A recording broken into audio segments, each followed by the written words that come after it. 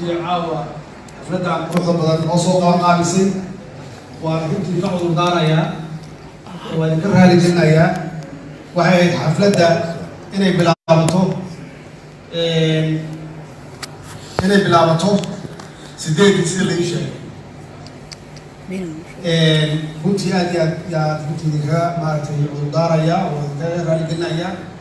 xoogaa qaabkay u dhacday laakiin kolleyba dadaal badan ayaa meesha iga muuqda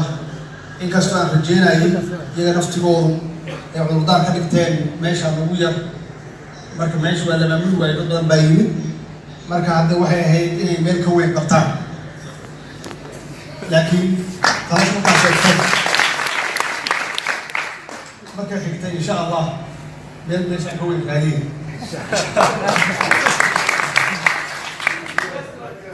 soomaalida halkan degan reer Nairobi runtii aad iyo aad qaali ugu tihiin waxaan rabaa mar labaad inaan idin mahad celiyo hadda ka horna waa idinla hadlay mar walbana waxaan jeclahay oo aan imaado halkan inaan idinla hadlo maxaa yeelay xusuus gaar ah iyo wanaag badan oo naga dhexeeya darteed yaan jeclahay mar walba inaan idiin sheego xaaladda meesha dalku marayo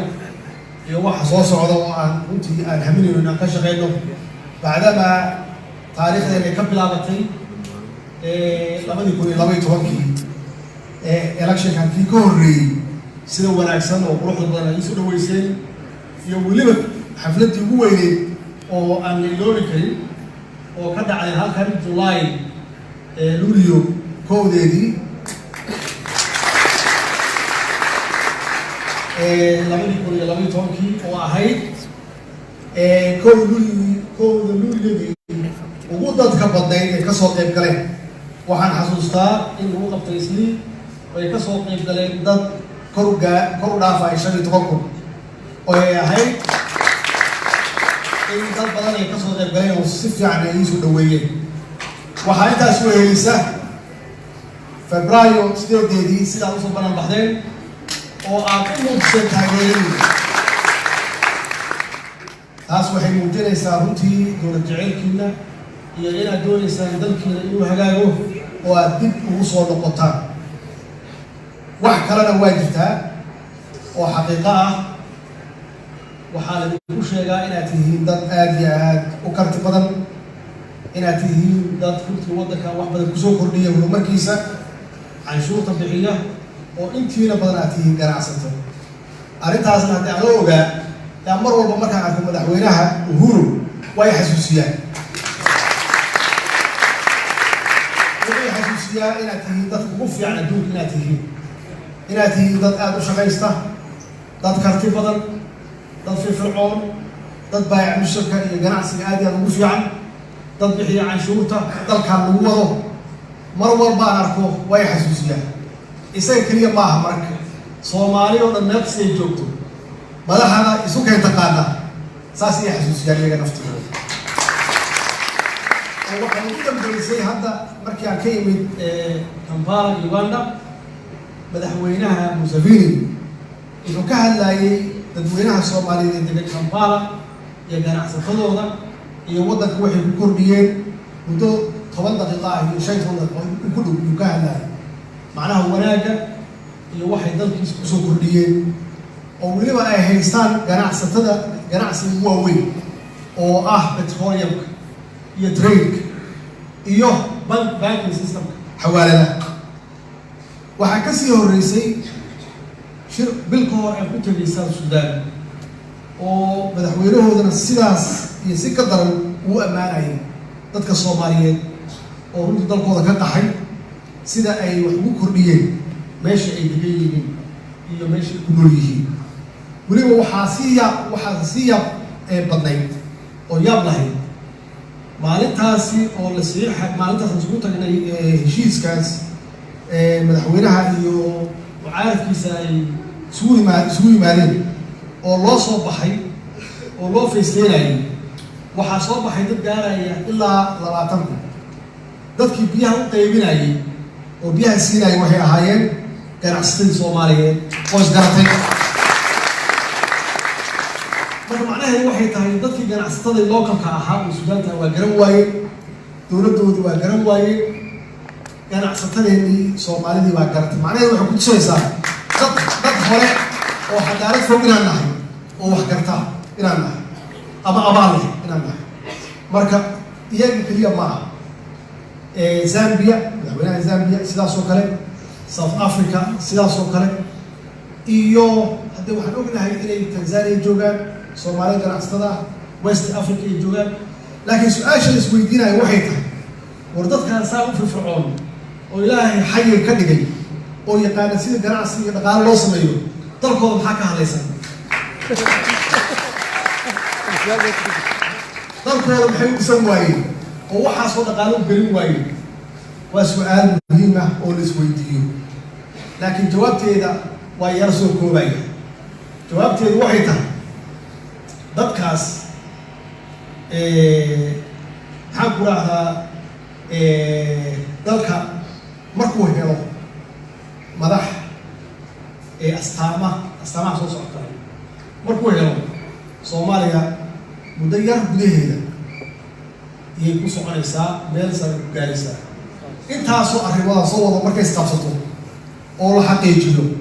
Soomaaliya waa tagtay weliba dee isma ammaanayeen saansaantaasna waa jirtaa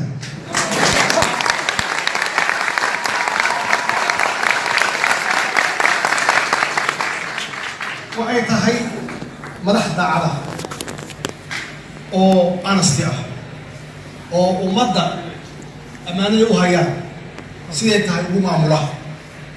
oo maxaan ku yiraahdaa aanan dhaqaalahaasi dadka laga soo aruuriyo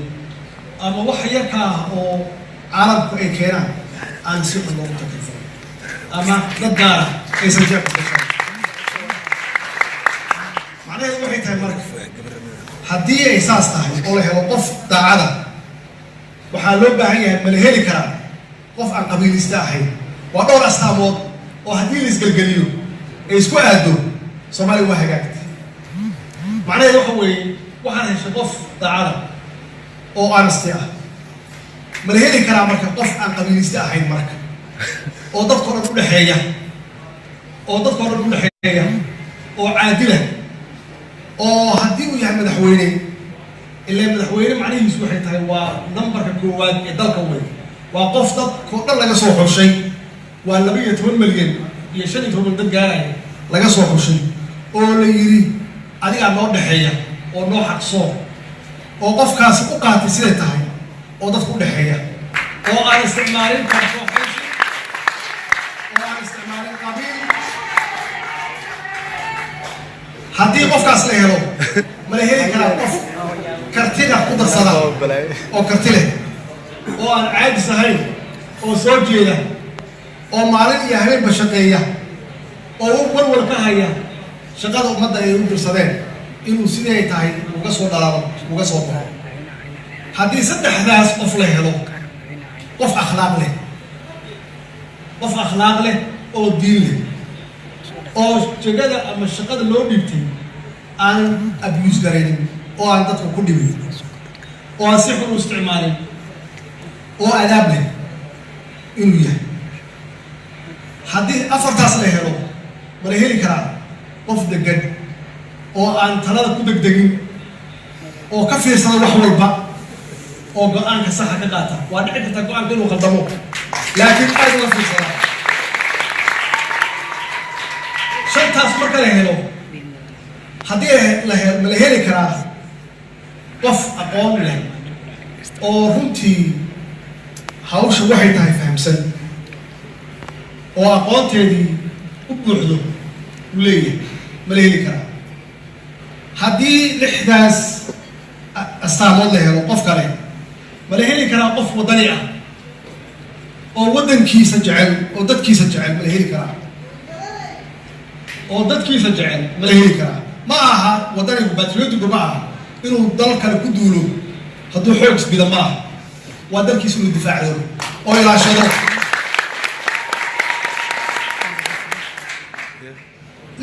toddobadaas marka la helo qof geesnimadeeda ku darsan ma la heli karaa ku dhiirada waxa dhabta ah xitaa haddii ay qaraarta sidii tii aan ka qaadan lahayd go-aankii khaliijka oo kale wax sahlan ma aha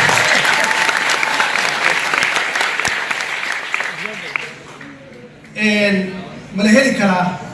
qof naxariis leh oo dadka saboolka ah dadka curyaaminta ah dadka masaakiinta ah dadka agoonta ah maxaan ku yidhaahdaa wax tari kara oo ka naxaaya ama u naxaaya tan ugu muhiimsan waxay tahay waxa la yidhahda emotional intelligence waxay tahay inaad dadka dareenkooda akhrin karto oo aad sensitivity leedahay sensitive aad tahay oo aad garan karto waxa ka soo bixi kara qofku wuxuu yahay haddaad fiiriso dareenkiisa xaqiiqda jirto waxay tahay waa la soo laayay dhibaato badan baa dhacday dadku waa kala irdhoobi waxyaaba badan baa la rabaa marka in la ilaaliyo waxa noogu daran waxa weeye lacala qabyaalada oo kale yaa noogu daran marka in aad isha ku hayso go-aankaa qaadanayso maxay keeni kartaa ama maxay dhiba ay keeni kartaa waxaa intaas dheer sophistication qofle oo ilbax ah oo ummadda aan ceebeynin oo astaan qaran oo fiican leh oo maxaan ku yidhahdaa meelo ku dhacdhacayn oo asturan ma la heli karaa intaas waxaa dheer oo muhiim ah qof qab leh oo maxaan ku yidhahdaa aan ajnabi isku dhiibeyn oo soomaalinimadiisa aaminsan oo og soomaali waxay ahaan jirtay doonaya inay soo celiyo qabkii soomaali ee lahaan jirtay tan muhiimka ah oo siyaasiyiinteenna inta badan ka warartay waa runsheeg iyo ballanta qof ballan waxaa loo yaqaanaa siyaasi qof beelowah oo munaafiq ah oo xariif ah oo laalaa badan siyaasi maaha siyaasigu waxa weeye qofka xalka sida saxa ku hela xitaa haddii xalku uu qaraar yahay u bareera halkaas qof aan isbedbedel badnayn oo wixii aad shalay ku ogeyn aada ugu soo noqonayso aada ugu imaanayso tan ugu muhiimsan waxay tahay legacy inuu qofkaasi aaminsan yahay inuu ka tago maxaan ku yidhaahdaa waxa la yihahda legacy ka taga oo lagu xasuusto oo 100 sano ummadda u hari kara tan ugu dambaysa oo soomaalida ay ku yartay waa tanaasulka malidi oo markii xaaladdu ay qaraaraato ay xumaato dhihi kara intii wax halaabi lahaayeen anigaa sahlan ama haddii khilaaf imaan karo isagu tanaasula intii dalku uu dhibaato iyo ciriiri uu geli lahaa intaasaan idiin sheegay waxa weeye waa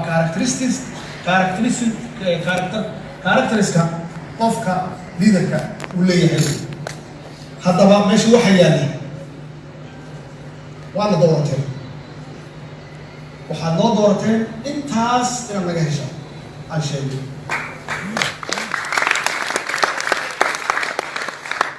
marka fadliga u dhexeeya dalalka aragteen qani ah iyo wadamo yar ah oo aan kheyraad lahayn oo qani ah oo ah first world war مثل يران سوقات مرك كونغو DRC وودن وين أدوي أنا واحد مرة مصري هاي وصار في السنة يا ساعات بعد الفيبر قال يا واحد ولا قصة عنا ودن كاس وودن كوبو قليسان أدوي سنغافورة أما ودن كان اللي هذول نرويج لح برودنا وبرف حجين عاد ورح لا معركم هل حلي كليه وحبرتان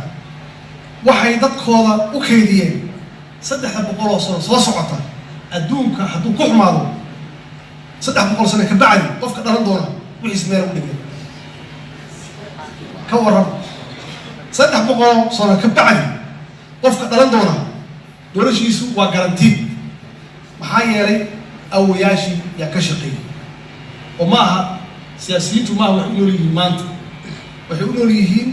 inay kuwa soo socda ee noloshooda dhisaan bacdamaa iyaga kuwii ka horreeyey ee noloshooda soo dhisaan waddankaasi oil ayuu leeyahay iska daa Singapore wax محل تبامك سنغافورة وهل مجاله أو هذا غنية أو لوف يريو كأنسان ودام بدر أفريقيا يكون جبتو وده كان شيء هو أمورا ويا له زرفة ويا له وأنا هل مجاله محا ضلنا ساس ويا إذكر مرايا ضلنا دتكيسو عضو يبغى بايع يباهي يجاتو وحال أوركرا بدك كلا في عن مرك مثل ما نحن كلا في عن وسؤال لو بعيد زويدري وما يشان ربنا وصل نقضه ضد كان الأمانة يومانه والبور ليه ضد كان وضف عن ما حيقدر كان ضلكم بسواه مركا وحوين ضد كأيو ليدركم يسكو حريين وعلي هذا ليدركم ومرايته ضد يسكو في رياء يعني هذا مركا أما تشيكن أنا واحد يلاقيه يا سوري وكنت إيوه دوران يا سوري ليدركم يكده هي ماذا ضدك يكده هي ماذا مركا لبلاس محمد هذا ضدك هذا شيء أو محمد هذا اللي يلاقيه زئير بالورنجري كونغو DRC محمد هو هنجري إنه أورنجري مبوط سياسات wuxuu haystay dalka 37 sano yuu haystay waddanka aan sheegay oo ah Singapore nin la yiraahdo Lee Kuan Yew yaa haysan jiray sanadkiisa 36 sano isku waqti haystay ninkii Singapore haystay legacy fiican uu ka tagay dalkiisu waa qani waan hal magaalo waddanka adduunka ugu qanisan oo Afrika ugu weyn ninkii madaxweynaha ka ahaa صدق سنة كبعدي وقتلي أضواء عربنا وقتلي وهو شيء هذا أنا يوم حقيقة كلنا مارك إتعصون مارك لأن لما إكويشن يعني شرح حقيقة كلنا مارك وحقيقة كلنا وهي تهاي وحول با والشعب يليد سلسلة وقال الشعب سلسلة وقال كما كو حلقة هوا كو dadkiisu inuu nabadda u horseedo koob waxa laga rabo liidarka dalkiisa iyo dadkiisa inuu u horseedo nabad iyo nolol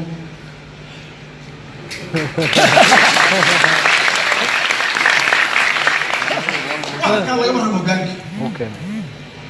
waana hal ku dhigeen haddaan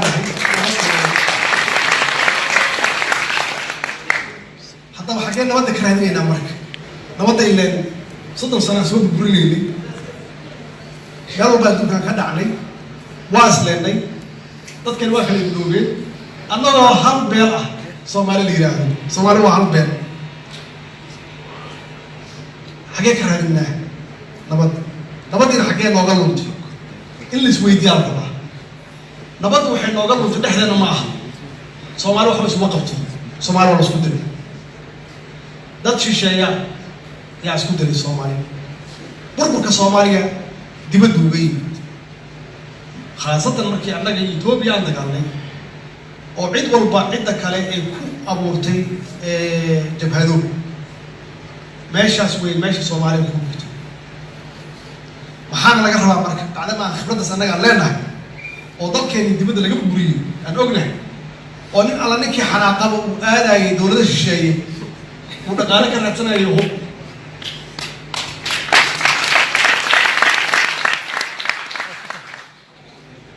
ما قال أنت هالكم فردا أنت بيرلي ده ما قال لكن وحير يا بيرها كأنا وحير يا كأنا بيرها بيرتا بيها وحلوس ده يا كنارك مركا كنارك هديه سوف تربيه beertu waa baabacaysaa haddii biyuhu ay kusoo fatahaan marka waxaa la rabaa si beerta aysan u dhibaatoon in kanaalka laga xiro biyaha haddaad tiraahdo marka kanaalku ha socdo biyaha waxaa ka dhuraya beerta weliga allah waa dhuraysaa beerta biyaha ka dhuraysaa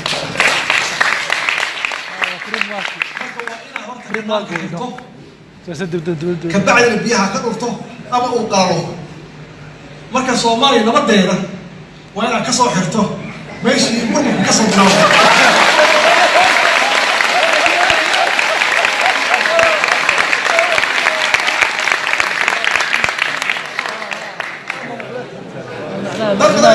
وحيدايا وحي تومي لو ليشي وكناكي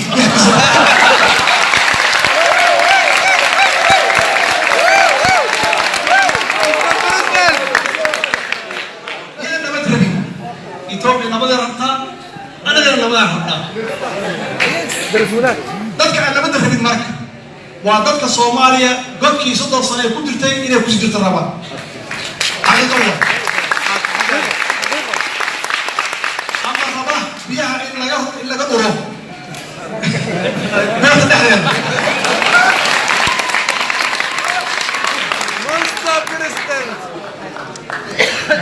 marka waxaan u sheegaynaa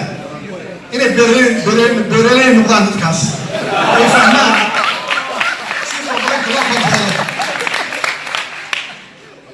معناها waxay tahay waxyaabaha aad aragteen oo tripartite-ka ah waxay tahay in geeska Afrika nabad lagu wada noolaado faragelin dambe Soomaaliya in aan noola imaanin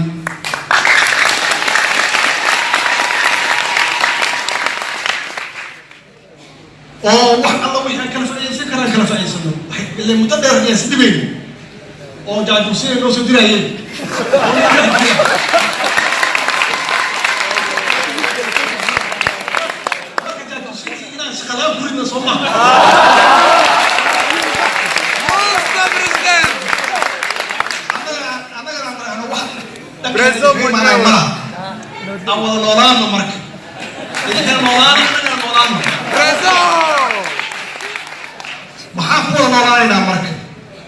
waxaan ku wada noolaanaynaa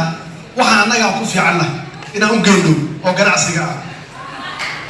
inaan ku furno ganacsiga dadkeena ganacsatada ah ee helaan suuqa ay waxooda geystaan si ay dhaqaalahooda iyo ganacsigooda u kobco in labada dad oo dariska ah waxay kala faa'iideysan karaan in kala faa'iideystaan Ethiopia iyo Soomaaliya kaliya maaha ilaa Eritrea xitaa waa gaarnay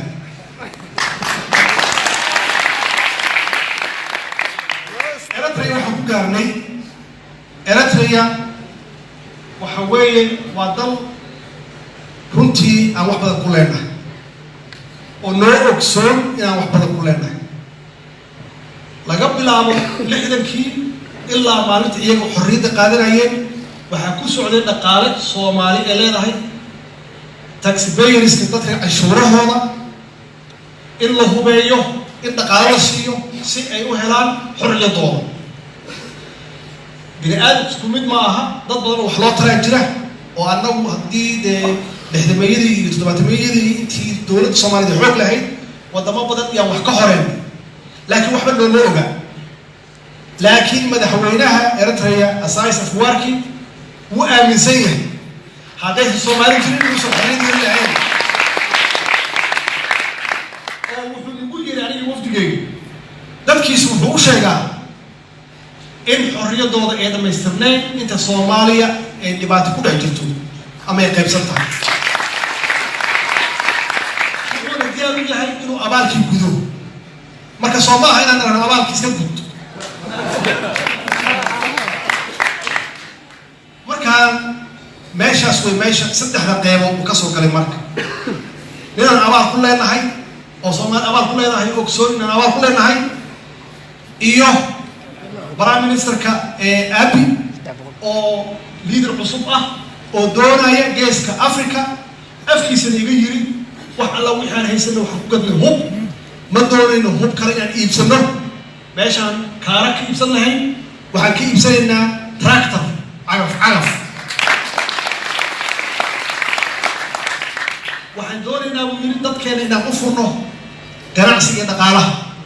sida ay tahay hadda xirxirnaashahana horumar iyo barwaaqo dadkiis kuma gaarayaan marka dadkiis waxay barwaaqo ku gaarayaan ganacsatada u dirno oo ay baraan in la wada ganacsado la wada noolaado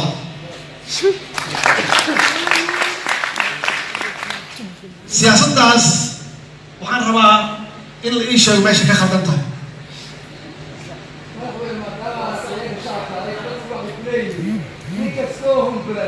سوهم فلان أما يسوي فاشة هولكي عروضها دكتور سوق قابرني وحن كلها هريتها قلنا هي كيهوضة من هبارة ولقى تشرب كامه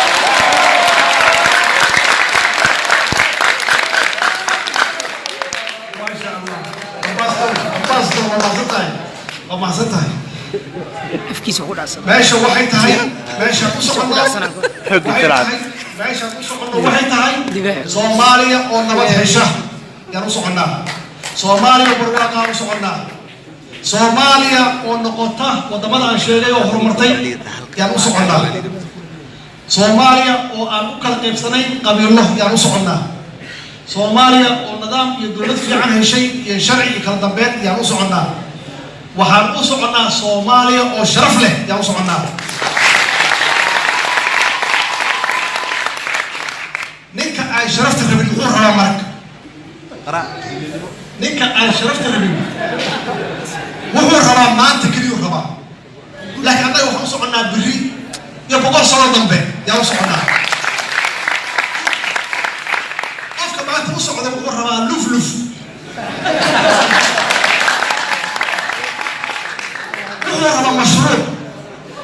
مشروع صدق سنة على مزوجين قفنا وحمترين شعب ويني سومالي وحمترين دلكين وحمترين سمعتين وحمترين مركب ما جدكي أن أقنع هي أكو فشل اللي لو وضع فشل مي نيان كسر علينا مركب ديار وحنونا هاي إنا جد كاس بدلنا جد في عن إنا بلاونا سومالي وعدت في عن سومالي سيداسي مدحداس adduunka ay u sheegeen yaa dhab ah shakhsi dadfiican ayaad u tihiin laakiin jamac waa la isku keen diray been baa la idin sheegay waxaad tihiin qabiiladiin qabiilo ma tihiin Soomaali waa hal qabiil oo Ilaahay bariyay oo noqday aaylo families noqday marka ma faamilada noqonay yaa dib noo keenay marka ilaa ummadii boqolka luqad ku hadlaayay oo kala duwanaa oo kala diinta ah waa iswataan oo noolyihiin oo ah qaarkood waliba hadda annaga ama amsom noo soo diray oo naga difaacaya shabaabka waa ummad aan islahayn oo aan isku luqad ahayn annaga nagu kala dhex jiraan marka oo isku dad ah waxaasna waxa weeye waa kala maxaan ku rahdaa disconnection wax la yiraahdo dhaxeeya hoggaanka iyo shacabka marka haddii shacabka dadkii aan idin sheegay siyaasiyiintii kharibnaa oo ayaan dhaweyd aan ku iri waa xanaaqsan yihiin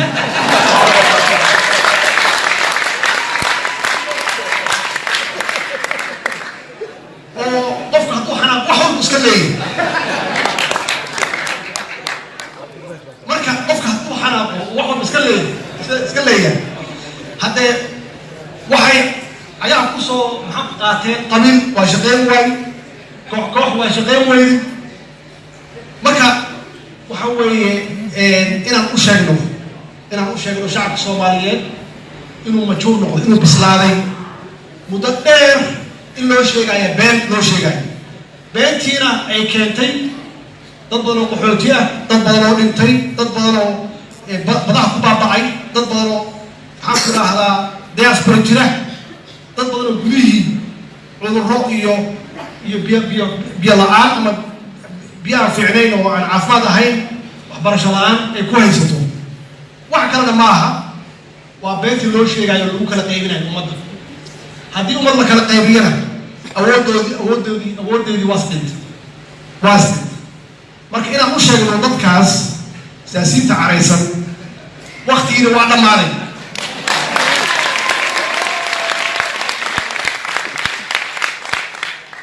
ayaama hore waxay wadeen inay yidhaahdaan dowladdu waa ku fashilantay amniga dalka waa la qabsaday hadda taas waa shaqeyn weyn hadda waxay yidhaahdeen financial management systemkii dhaqaalaha waa fashilmay dad badan oo shisheeye oo awalna gacan bidixayn jiray yaa noo qiray maxaa yeelay waxay arkaan dhaqdhaqaaqa xisaabtay arkaan inaan annagu ammaanadii ummadda noo dhibatay inaan u ilaalino dadkii iyaga ahaa IMF-kii iyo World Bank-kii iyo European Union-kii yaa waxay leeyihiin dowladdan waa dowlad nadiif ah waa inaan dhaqaalo ku bixin waa inaan dhaqaalo siino iyagana waxay leeyihiin maya yaa la siin dhaqaale oo haddaan dhaqaalo la siin Soomaaliya dalkaan see u jiri karaa marka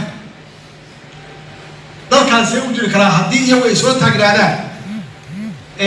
annagoo shaqaynayna oo wax wanaagsan ka shaqaynayna oo xaaraantii ka fogaanay oo ammaanadii ummadda u hayna oo shaqo wanaagsan u hayna oo markhaati ay ka noqdeen kuwii gacan badaxayn jiray oo ay qireen inaan nahay dad hufan oo transparency ah oo nadiif ah oo yiri kaliya maaha waa fiicantihiin waxba aynu kugu darno bacdama aan ognahay inaan maamulin kartaa dadka shaki gelinaya ama dadka shacabka Soomaaliyeed kalsoonida ka qaadaya yay u daleynaya waa wax kale ma xanaaqi baa ka batay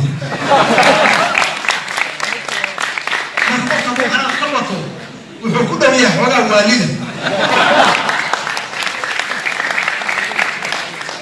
shacabka Soomaaliyeed inay intaas ogaadaan kaliya loo baahan yahay inay yihiin siyaasiyiin xanaaqsan oo u duceynaa Allah noo soo haleeyo waddanka hore u socdaa dhaqaalihiisa hore u socdaa alxamdulillah caalamka qiray waxaan ku guulaysanay oo aan hore loo arag inaan bixino mushaaharaadkii kharashaadkii dowladda wax walbana waa cad yihiin weliba waxaan jeclaan lahaa shacabka Soomaaliyeed inay arki karaan dhaqdhaqaaqa wasaaradda maaliyadda qof walba inuu arki karo yaa kasi jecla waxaa intaas dheer waa ka hadlay xiriirka dowladaha dariska aan leenahay xiriirka dowladaha khaliijka ah xiriirka dowladaha khaliijka ah dadka maxaa ku raada khaliijka ah waa dad waaleyna waxaan lahayn xiriir aad u dheer oo dhaqan ah waxaan lahayn ama leenahay xiriir diin waa dad waaleyna ah laakiin iyagu kolleyba saan qiyaasayo waxaan rajaynayaa inay si wanaagsan noo arkaan dowlad ahaan laakiin annagu waxaan leenahay waxaan doonaynaa inaan xiriir wanaagsan la samaysano iyagoo dhan laakiin xiriirkaasi inuu ku dhisan yahay walaaltinimo is-ixtiraam iskaashi annagoo qabkeena Soomaalida ilaa shalayna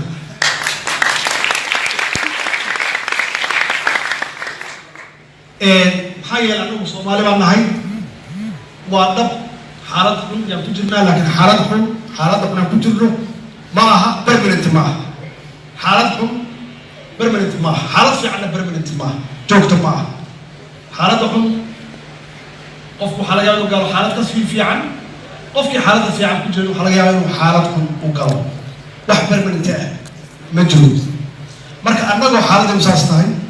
dhaqaale xumo ayna hayso weli Soomaali baan nahay waxaan nahay dad qable waxaan nahay dad jecel in la ixtiraamo annaguna in dadka waa ixtiraamnaa intaas kaliya adduunka weydiisanayna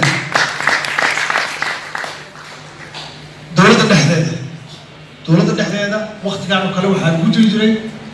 laba dowladood oo isgarab dhaaftay iyo wasiiro ordaaya oo raadinaya xilka inay qabtaan iyo dowlad waraarsan oo ku jirta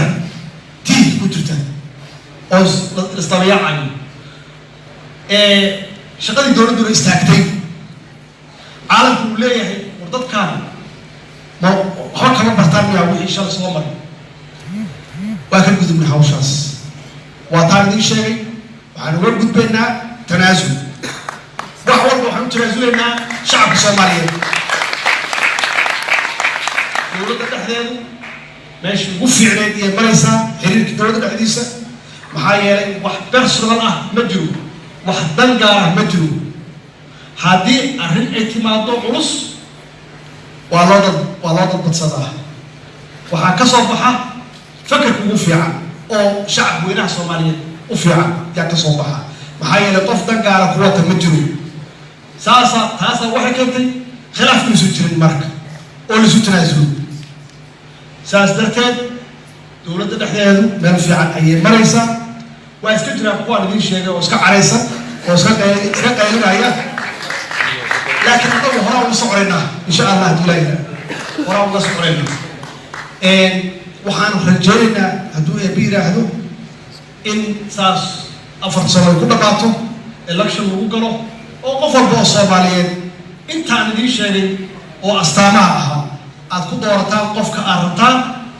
ayna ku dooran war hebel yuu yahay iyo hebel saaxiibaanaha iyo hebel dangaara ku wata ayna ku dooran waad ku doorataan astaamaha idiin sheegay oo weliba bacdama 18 sano hadda la soo socdo oo 2 sano ka bacdi ay tagayso 20 sano intii waxaan ka wadaa kumeelgaarka laga soo bilaabay Djibouti 20 sano ay galayso maalin walbaba qof cusub in la raadiyo oo la yiraahdo lagu dayo dee waxay keenaysaa maalin walba meesha in la taagnaado 20 sano waa haysataa dadku waa la kala yaqaanaa qof walba wuxuu yahay ku doorta marka waxaan rajaynaynaa in saasi ay u dhacdo doorashada hadduu ilaahay yiraahdo dowladdan saan idiin sheegnay 3 arrimood ayaa u muhiim ah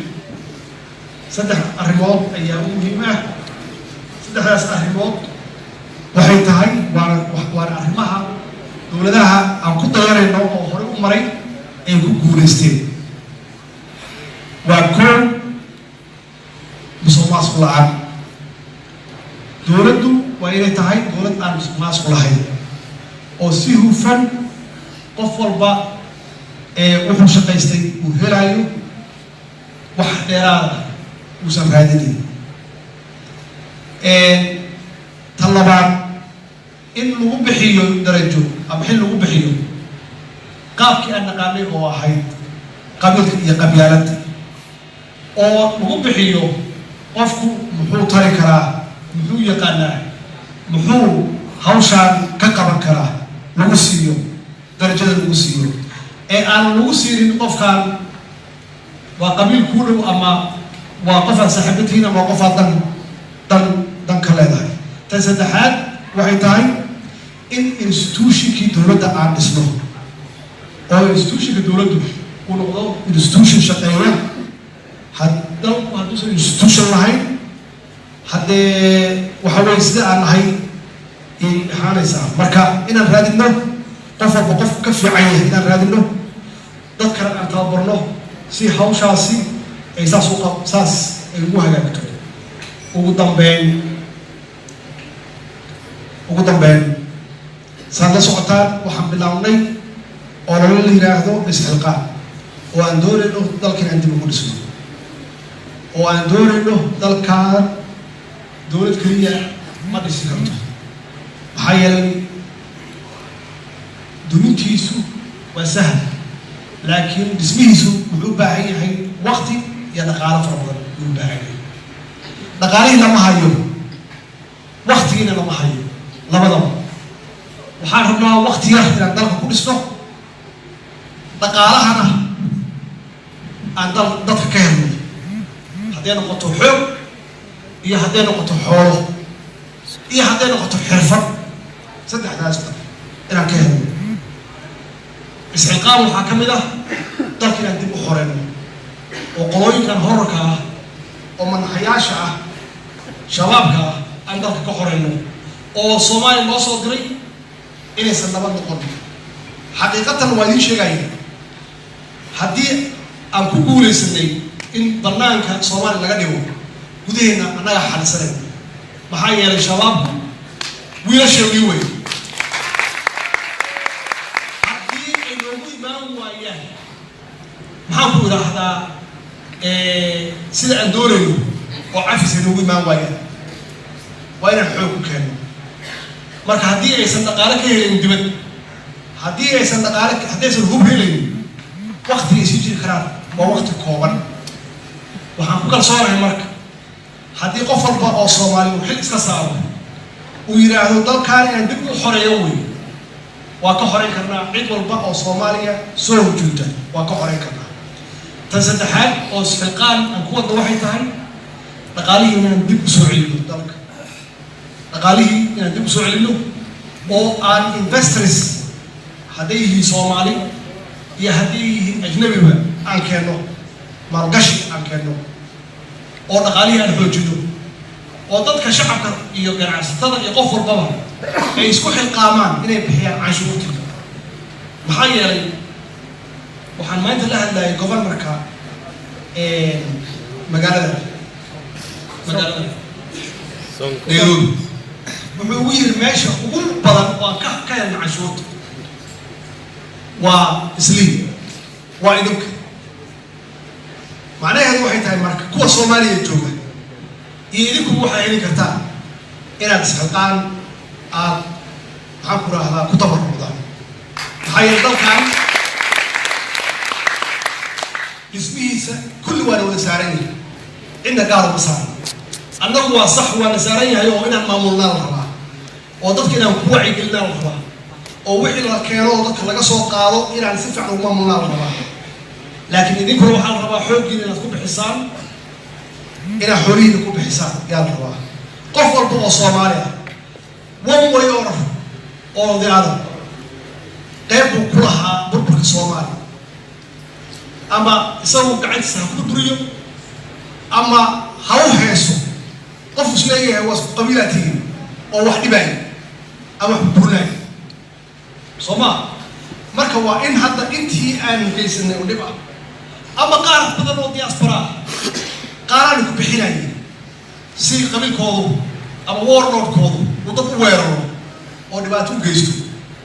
مرك أنتي نقول بحناي أو دبعها يا لورد يعني أو ولا جينا هدي كاري دم بيجي لكاري حاجة الله كقوليه واحد كاريه أو دم بيجي سكرنا تكروعي ده أنتي بكرة كوب حسن إلى بسنين كوب حسن إيو أنتي أدو هيسيس وورلو أما أسرع بتوميس أما قارن لو أروناي أما ما يسوي معاي أما نية اللغة تاجراي إلى وطنيات هي الدرك أنيد اللغة تاجرتها والدولة قاعد مسيسان عايري دولة ما تجوكتها لكن أنا وحن قلت يا رنا واحد الله وحن قبل إنه ضخنا قدام بيان ديارنا